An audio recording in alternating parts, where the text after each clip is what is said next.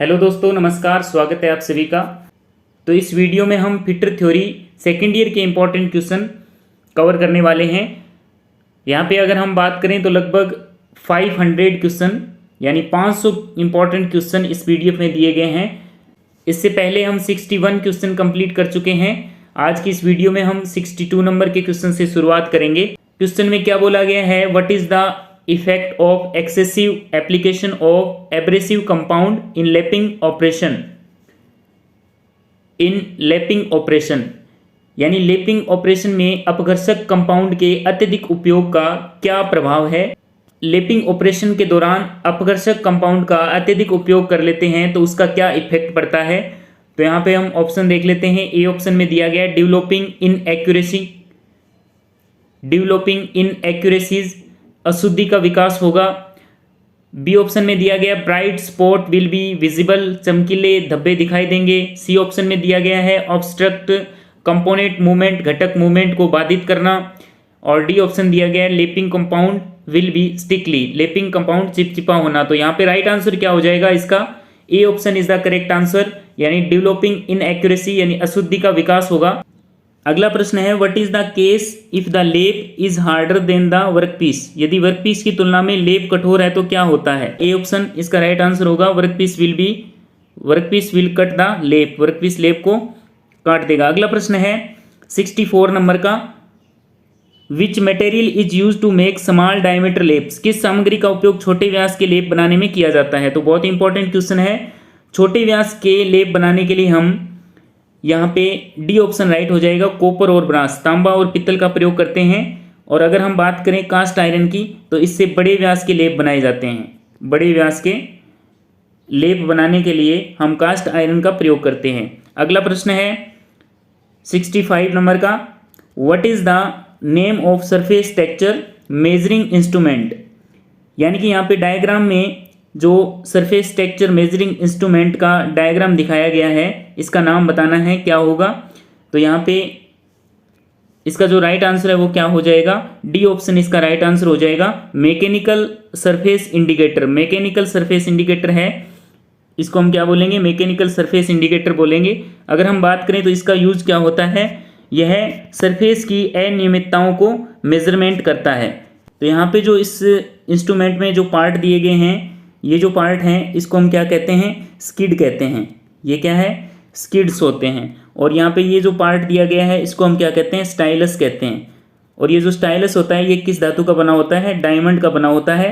ये भी important point है, क्वेश्चन एग्जाम में बार बार पूछा जाता है कि जो मैकेनिकल सरफेस इंडिकेटर होता है उसका जो स्टाइलस होता है वो किस धातु का बना होता है। तो डायमंड इसका राइट आंसर हो जाएगा। अगला प्रश्न है 66 नंबर का, why manual stocking is preferred for large quantity in honing operation, honing operation में बड़ी मात्रा के लिए मैनुअल स्टॉकिंग क्यों पसंद की जाती है।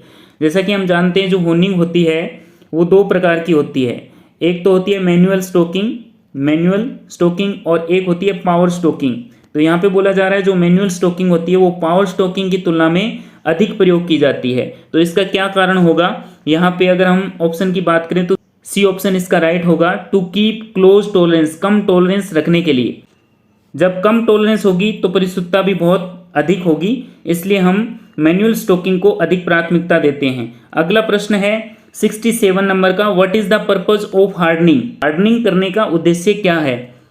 तो इसका जो राइट आंसर है वो क्या हो जाएगा, हम ऑप्शन देख लेते हैं। Refine the structure, A option है रिफाइन द स्ट्रक्चर, संरचना को परिष्कृत करना। बी ऑप्शन है इंक्रीज टफनेस, टफनेस बढ़ाना। इंक्रीज कटिंग एबिलिटी, काटने की क्षमता बढ़ाना। Relieve stress and strain, stress और स्ट्रेन को दूर करना। तो इसका राइट आंसर क्या हो जाएगा, यहाँ पे सी ऑप्शन हो जाएगा, इंक्रीज कटिंग एबिलिटी। हार्डनिंग का उद्देश्य क्या हो जाएगा, इंक्रीज कटिंग एबिलिटी। बाकी के जो ऑप्शन है रिफाइन द स्ट्रक्चर, तो इसके लिए हम क्या करते हैं, नॉर्मलाइजिंग करते हैं। नॉर्मलाइजिंग, जब संरचना को परिष्कृत करना हो तो हम नॉर्मलाइजिंग करेंगे। इंक्रीज टफनेस, टफनेस को बढ़ाने के लिए हम क्या करेंगे, टेम्परिंग करेंगे। टेम्परिंग, टफनेस को अगर बढ़ाना हो या फिर ब्रिटलनेस को कम करना हो, ब्रिटलनेस, तो हम क्या करेंगे, टेम्परिंग करेंगे। जो डी ऑप्शन दे रखा है relieve stress and strain, stress और स्ट्रेन को दूर करने के लिए हम क्या करते हैं, नॉर्मलाइजिंग करते हैं।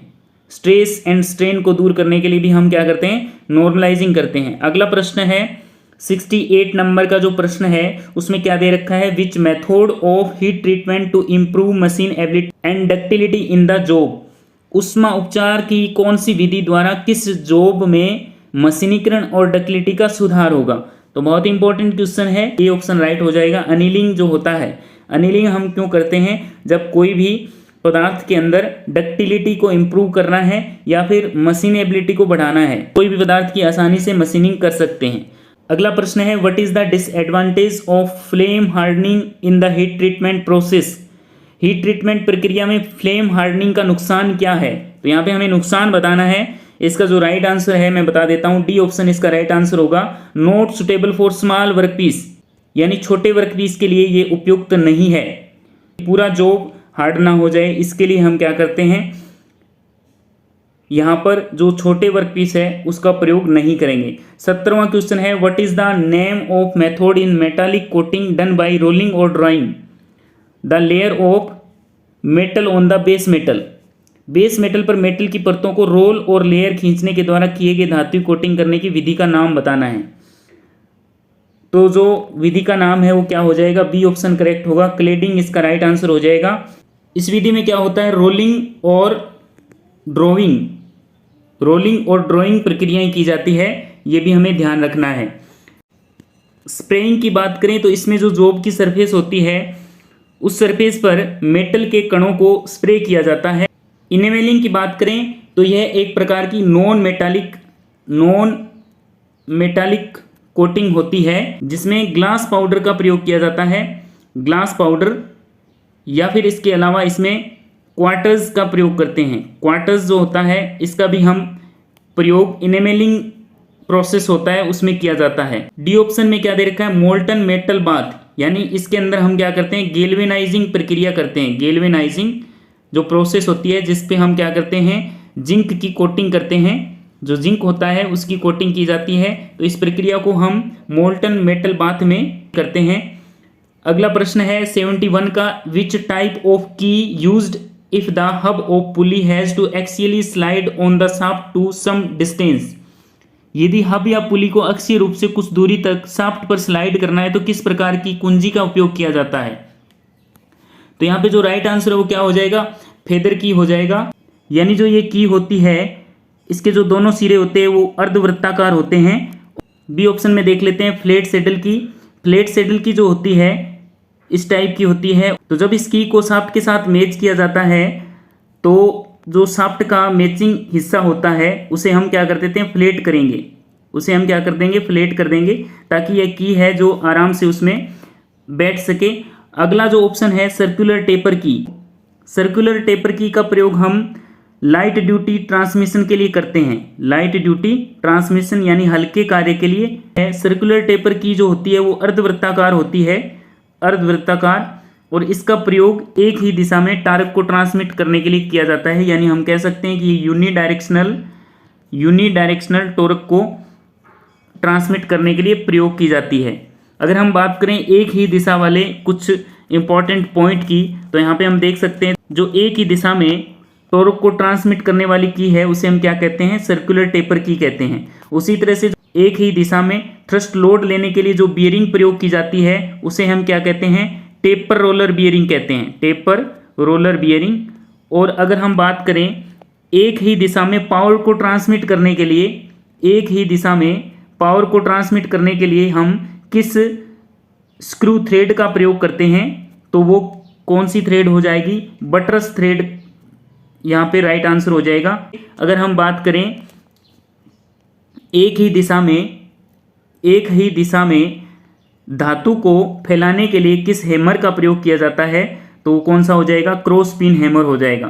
तो इस तरह से एक ही दिशा वाले कुछ इंपॉर्टेंट क्वेश्चन है, ये हमें ध्यान में रखने हैं। अगला प्रश्न है 72 नंबर का। यहाँ पर what is the name of file, इस फाइल का नाम क्या होगा। यहाँ पे जो फाइल दे रखी है इस फाइल को हम क्या कहेंगे, तो इसका राइट आंसर क्या हो जाएगा, बी ऑप्शन हो जाएगा, वार्डिंग फाइल। तो जो वार्डिंग फाइल होती है उसका प्रयोग हम लॉक रिपेयर के लिए करते हैं। लॉक रिपेयर करना हो या फिर चाबी की फाइलिंग करनी हो तो हम किसका प्रयोग करेंगे, वार्डिंग फाइल का प्रयोग करेंगे। उसी तरह से पिलर फाइल की अगर बात करें तो इसका प्रयोग हम नैरो ग्रूव काटने के लिए करते हैं। नैरो ग्रूव या फिर संकीर्ण खांचे जो होते हैं, संकीर्ण कार्य होते हैं, उसको करने के लिए हम यहाँ पे पिलर फाइल का प्रयोग करेंगे। ड्रेडनोट फाइल की अगर बात करें तो मुलायम धातुओं की फाइलिंग अगर करनी है या फिर अधातुओं की फाइलिंग करने के लिए हम किसका प्रयोग करेंगे, ड्रेडनोट फाइल का प्रयोग करेंगे।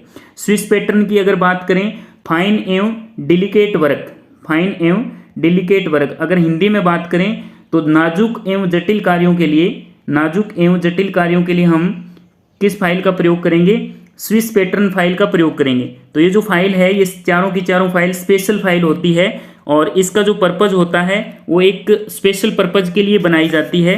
इसलिए जो इस क्वेश्चन का राइट आंसर हो जाएगा, जो इस डायग्राम में फाइल दिखाई गई है, जो स्पेशल फाइल दिखाई गई है, इसे हम क्या कहते हैं, वार्डिंग फाइल कहते हैं। अगला प्रश्न है 73 नंबर का, which nut protect the bolt and thread from damage. कौन सा नट बोल्ट के सिरे की चूड़ियों को नुकसान होने से बचाता है। बहुत इंपॉर्टेंट क्वेश्चन है। ए ऑप्शन इसका करेक्ट आंसर हो जाएगा केप नट।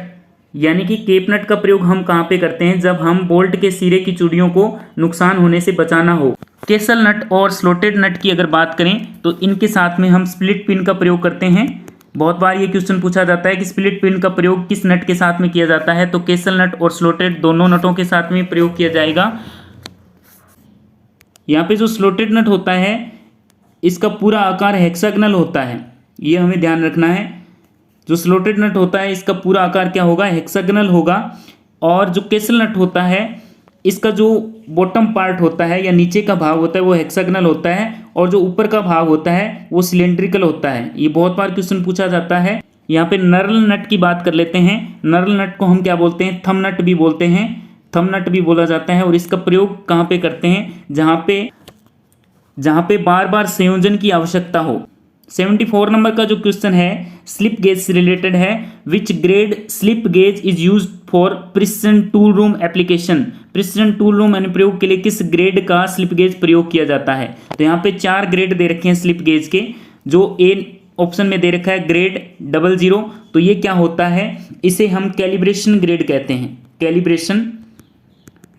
या फिर अगर बात करें तो अनुसंशोधन भी बोला जाता है, इसे अनुसंशोधन ग्रेड बोला जाता है।